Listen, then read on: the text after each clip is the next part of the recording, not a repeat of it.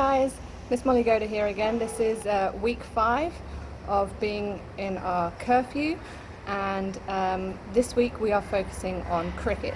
This video is for the senior school, and this first part of the video we're focusing on our fielding skills, and the second video will be focusing on our batting skills.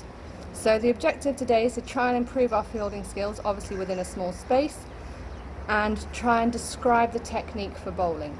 Okay, so interspersed between the videos there will be resource cards that you can have a look at to go over the teaching points, so you've got a visual aid to help you as well as my video.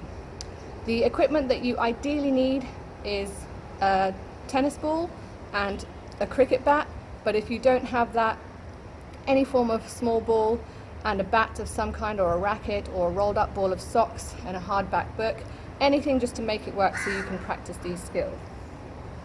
For your warm-up today, I would like you to do 20 high knees, 20 star jumps, 20 heel flicks, and 20 quick feet. And you're going to repeat that 3 times, just in case you're not sure of those movements. So 20 high knees, so getting those knees up 90 degrees, 20 star jumps, 20 heel flicks, kicking your bum, and 20 quick feet. Okay, you're going to do that 3 times round. And then once you've done that, I'd like you to stretch. So think about the stretches that you're going to do today, because you're working on your fielding skills, so that's more your upper body, you're throwing around your shoulders. So make sure you stretch out your arms so that you're not going to pull any muscles.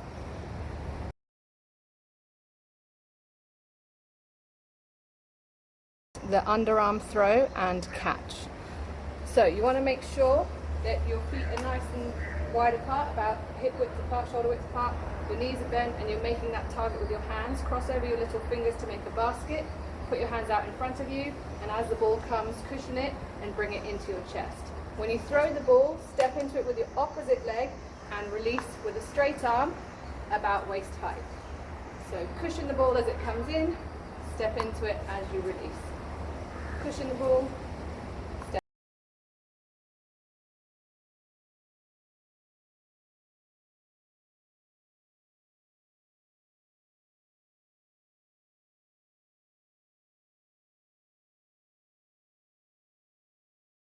So the next fielding skill is the long barrier. You would use this if the ball was coming quite fast along the floor, and instead of trying to stop it with your foot or your hand where it might possibly roll past you, you're going to make a long barrier with your foot and your leg. So you want to make sure that there isn't a gap between your heel and your knee, and you're making a shape here. You can have your toe up, but you want to try and keep it as close to the floor as possible so that the ball can't go underneath it. Make a cup shape with your hands, and as the ball comes in, just catch it, scoop it up, okay? So we'll try that one more time. So you want to make the ball come rolling, you get in line behind the ball, you get down and you scoop it up. One more time. Okay.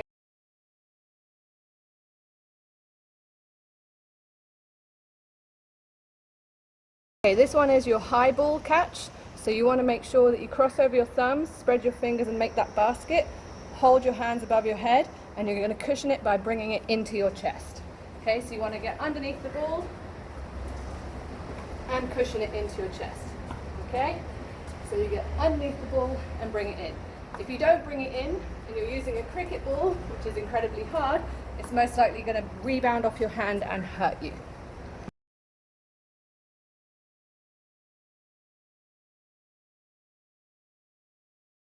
This one might be a little bit hard for some of you if you don't have very much space, is the overarm throw.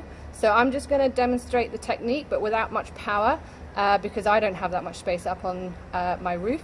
So you want to make sure that you've got the ball in your dominant hand, the ball is facing away from you, and you're sideways on. Use your other arm as your target, and you're going to step into it with your same leg as your throwing hand and release in the air. So you're sideways on, step and release.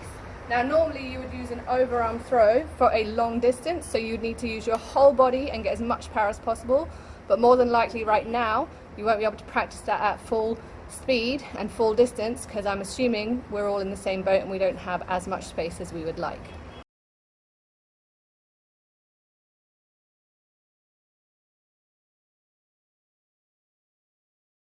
A quick look at your bowling. We're just doing the basics of bowling. Okay, the easiest way to remember how to hold the ball is doing your bunny ears. Now if you had a cricket ball, you would put your bunny ears over the seam and your thumb underneath. This is how we want you to hold the ball. And then you want to stand sideways on, have your elbow curled in. You're going to step forward with your non-throwing leg. You're going to straighten everything out, so you're kind of doing a windmill action.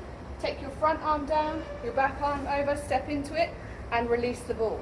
You want to release the ball as it's just gone past your head, and you want to make sure you keep your arms straight. You're not allowed to bend your elbow and throw the ball. Okay, so I'll just do it at a gentle pace. So we've got everything tucked in, step out and release.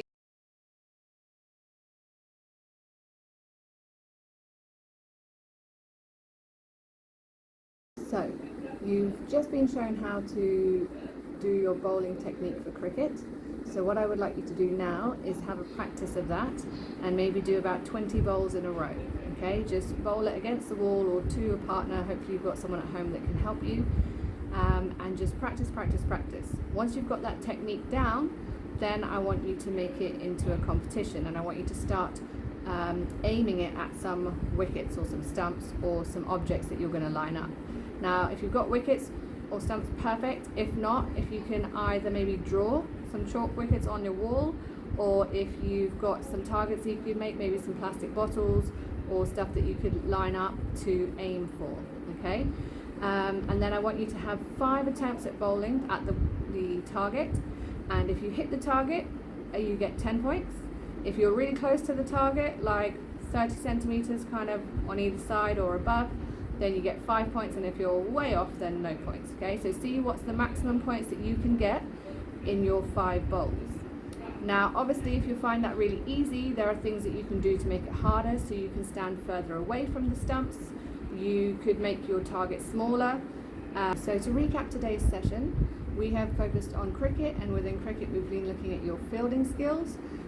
Specifically, we have gone over your long barrier. We have looked at your underarm throwing and catching a ball that's been thrown to your underarm, and your overarm throwing and your overhead catching. Okay, we've also focused on your bowling skills, and ideally what I'd like you to come away from this session is if you would be able to describe the technique for bowling. Say you're trying to teach it to someone who's younger than you and they're not sure how to do it. You will probably be able to demonstrate it, but can you describe it precisely? Okay, you don't say you stand like this because you're showing them. You have to be able to describe it fully. So you stand sideways on. Okay, you hold the ball with your bunny ears. You keep your elbow in, etc. Okay, so see if you can work out and write down what the main teaching points are for bowling. Obviously you've got the resource card in this video as well that you can have a look at, but maybe you could put it into your own words and simplify it a bit for pupils who might be younger than you. Hopefully you've enjoyed this session, and if you want to, either today or within this week, go on to part 2 where we're looking at your batting technique. Thanks guys.